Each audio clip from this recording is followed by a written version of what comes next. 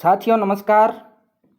आज जो हम इतिहास विषय से संबंधित टॉपिक लेकर के आए हैं वो है मगध साम्राज्य का उत्कर्ष। हमने 16 महाजनपद पढ़े थे, उनमें सर्वाधिक शक्तिशाली महाजनपद था मगध महाजनपद।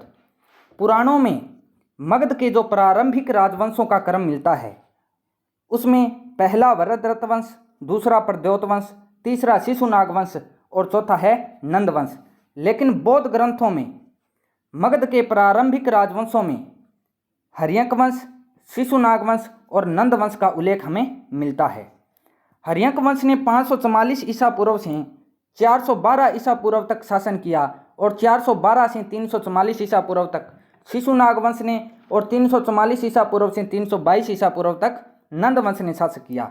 हमें याद रखना है कि हर्यक वंश की शुरुआत 544 ईसा पूर्व से होती है और शिशुनाग वंश का अंत 344 ईसा पूर्व में हो जाता है, यानी बीच में एक कॉमन सन आया 412 ईसा पूर्व और 344 ईसा पूर्व से 322 ईसा पूर्व तक नंद वंश ने शासन किया। अगर हम मगध की बात करें तो मगध के जो प्राचीन राजवंश की नींव डाली थी वो वरहदरथ ने डाली थी और इसी के नाम पर इस वंश का नाम वरहदरथ वंश रखा गया और इनकी राजधानी गिरिवर्ज हुआ करती थी। लेकिन हर्यक वंश की स्थापना बिंबिसार ने की थी। बिंबिसार को हर्यक वंश का क्या कहते हैं? संस्थापक कहते हैं। बिंबिसार हर्यक वंश का संस्थापक था। इसकी हत्या अजातशत्रु ने की। इसके पुत्र अजातशत्रु ने हत्या कर दी और अजातशत्रु की हत्या इसके पुत्र उदयन ने कर दी। इसी कारण हर्यक वंश को जो है भारतीय इतिहास में पितरहंता राजवंश के नाम से जाना जाता है। इतिहास में पितरहंता राजवंश हर्यक वंश था। उदयन की हत्या जब हो गई तो उसके बाद अनिरुद्ध मुंडक और नागदशक ने थोड़े थोड़े समय के लिए शासन किया और नागदशक की हत्या शिशुनाग ने कर दी और ये हर्यक वंश का अंतिम शासक था और आगे शिशुनाग ने शिशुनाग वंश की नींव रख दी। बिंबिसार 544 ईसा पूर्व से 492 ईसा पूर्व तक शासन करता है। पुराणों में बिंबिसार को जो है क्षेत्रोदस कहा गया है तो जैन साहित्य में श्रोणी कहा गया है। पुराणों में बिंबिसार का नाम क्षेत्रोदस मिलता है जबकि जैन साहित्य में श्रोणिक इसका नाम मिलता है। बिंबिसार हर्यक वंश का संस्थापक था और इसने गिरिवर्ज से राजगृह को अपनी राजधानी बनाया। गिरिवर्ज जो था उसको वज्जियों ने जलाकर नष्ट कर दिया था, इसी कारण इसने राजगृह को अपनी राजधानी बना लिया। बिंबिसार हर्यक वंश का पहला राजा था और इसने अपने साम्राज्य के विस्तार के लिए जिन नीतियों का अनुसरण किया उनमें वैवाहिक संबंध, मित्रता की नीति और विजय के द्वारा इनकी प्रमुख नीतियां थी। वैवाहिक संबंधों की अगर बात करें तो इसने कौशल के प्रसेनजीत की बहन महाकौशला से विवाह किया था। जब इसका विवाह महाकौशला से हुआ तो काशी गांव इसको दहेज में मिला जिसकी वार्षिक आय 1 लाख रुपए हुआ करती थी और ये 1 लाख रुपए आय महाकौशला के श्रृंगार पर खर्च की जाती थी। लिच्छवी शासक चेटक की पुत्री चेलना से इसने विवाह किया। इसका फायदा मगध को ये हुआ कि जो मगध के व्यापारी थे उनको अब गंगा घाटी में व्यापार करने की सुविधा मिल गई और जो लिच्छवी थे, वज्जी संघ के जो लोग थे, वहाँ से कुछ चोर और लुटेरे रात के अंधेरे में मगध को जो है नुकसान पहुँचाते थे, उससे भी अब इनको जो है मुक्ति मिल गई। विदेह की राजकुमारी जो है विदेही या वासवी से भी बिंबिसार ने विवाह किया और मद्र की राजकुमारी खेमा से विवाह किया। इस प्रकार वैवाहिक संबंध स्थापित करके बिंबिसार ने अपने साम्राज्य का विस्तार किया। कौशल की महाकौशला, चेटक की पुत्री चेलना, विदेह की विदेहिया वासवी और मद्र की खेमा। बौद्ध ग्रंथ महावग जो है ये उल्लेख करता है कि बिंबिसार की कितनी रानियां थी? 500 रानियां थी। मित्रता की नीति की अगर बात करें तो अवंती नरेश चंड प्रद्योत जब पांडु या पीलिया रोग से पीड़ित हो गया तो बिंबिसार ने अपने राजवैद्य जीवक को इसके दरबार में इसकी जो है इलाज करने के लिए भेजा था। इससे चंड प्रद्योत के साथ बिंबिसार की मित्रता स्थापित हो गई। अंग विजय की अगर बात करें, अंग का जो राजा ब्रह्मदत्त था उस पर आक्रमण किया, ब्रह्मदत्त मारा गया और अंग का विलय जो है मगध में हो गया।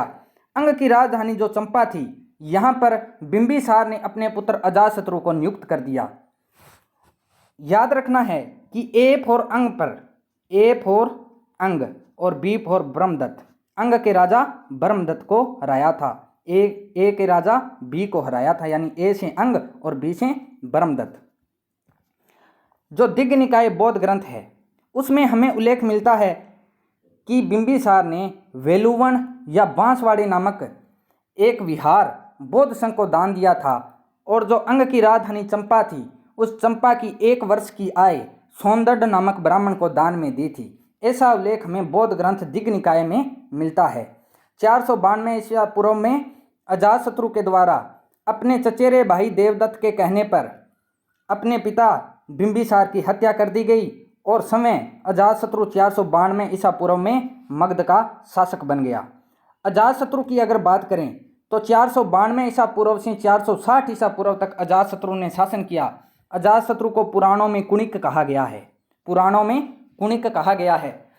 अजातशत्रु अपने पिता बिंबिसार की हत्या करता है, तो प्रसेनजीत जो था, कौशल का प्रसेनजीत, इसने काशी वापस छीन लिया, क्योंकि इसने अपने पिता बिंबिसार की हत्या की थी। जब प्रसेनजीत ने काशी वापस छीना तो अजातशत्रु ने प्रसेनजीत पर आक्रमण किया। तो इसने क्या किया कि अपनी पुत्री वाजिरा का विवाह किससे कर दिया, अजातशत्रु से कर दिया, और काशी वापस जो है दहेज में मिल गया किसको, मगध को, यानी काशी का विलय अब दोबारा मगध में हो गया। काशी 2 बार दहेज में मगध को मिला था, काशी का विलय हो गया, इनके बीच में संधि हो गई और वाजिरा का विवाह अजातशत्रु से हो गया। काशी विलय के बाद में अगर बात करें वज्जी संघ का विलय इसने कैसे किया। वज्जी जो थी, वज्जी की राजधानी वैशाली हुआ करती थी और वैशाली में लिच्छवी थे। वज्जी की राजधानी वैशाली और वैशाली में लिच्छवी थे। अजातशत्रु और वज्जी संघ के बीच में आपसी विवाद का मुख्य कारण था आर्थिक कारण।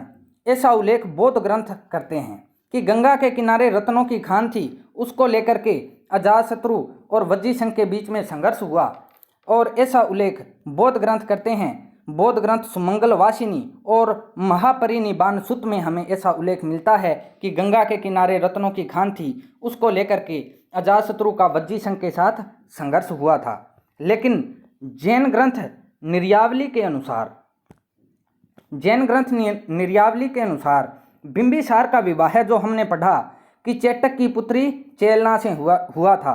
चेटक लिच्छवी था और चेटक की पुत्री चेलना से बिंबिसार का जब विवाह हुआ तो इसके 2 पुत्र थे, एक था हल और एक था बेहल।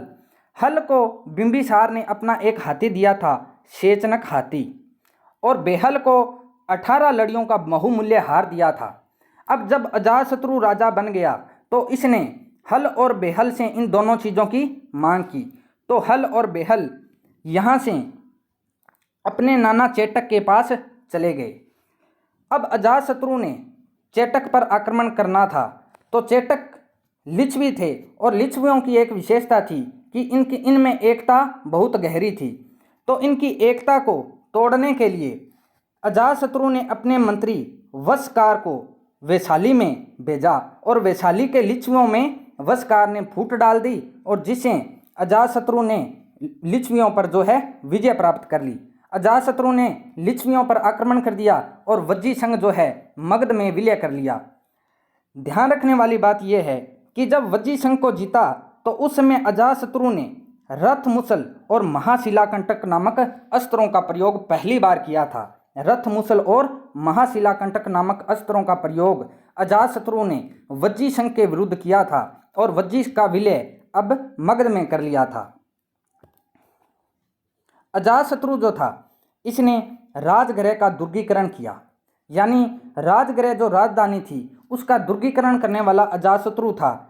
और भास जो है, भास लिखते हैं कि अजातशत्रु ने अपनी पुत्री पद्मावती का विवाह वत्स राज उदयन से किया था।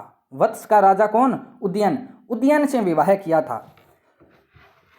या थोड़ा ध्यान रखने की बात यह है कि एक तो है उदयन और एक है उदायन।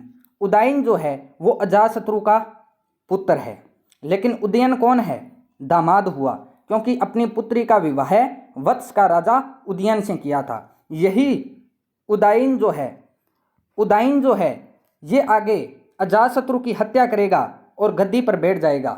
उदाइन 460 ईसा पूर्व से 444 ईसा पूर्व तक शासन करता है।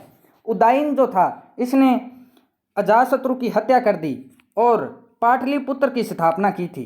गंगा और सोन नदियों के संगम पर उदाइन ने पाटलिपुत्र की स्थापना की और पाटलिपुत्र को राजधानी बना दिया। अब इसकी राजधानी राजगृह से कहाँ हो गई?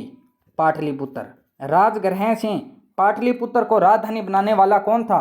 उदाइन। उदाइन कौन था? अजातशत्रु का पुत्र था, लेकिन उदयन वत्स का राजा था, जिसे अजातशत्रु ने अपनी पुत्री पद्मावती का विवाह किया था। उदाइन जो था ये जैन धर्म का अनुयायी था। पाटलिपुत्र नगर बसाया और जो है पाटलिपुत्र को मगध की राजधानी बनाया था। उदाइन की हत्या जो है होने के बाद में अनिरुद्ध, मुंडक और नागदशक ने थोड़े थोड़े समय के लिए शासन किया और उसके बाद में नागदशक जो था इसकी हत्या शिशुनाग के द्वारा कर दी गई। ये जो शिशुनाग है ये इसी नागदशक का अमात्य यानी मंत्री था और इसने नागदशक की हत्या कर दी और एक नए राजवंश शिशुनाग वंश की नींव रख दी। शिशुनाग वंश। तो शिशुनाग वंश का संस्थापक शिशुनाग था और हर्यक वंश का अंतिम राजा नागदशक था। तो ये था आज का हमारा टॉपिक हर्यक वंश। अगर आपको ये टॉपिक पसंद आया हो तो वीडियो को लाइक करें, ज़्यादा से ज़्यादा शेयर करें और हमारे चैनल एग्ज़ाम हेल्पर को सब्सक्राइब करें। धन्यवाद।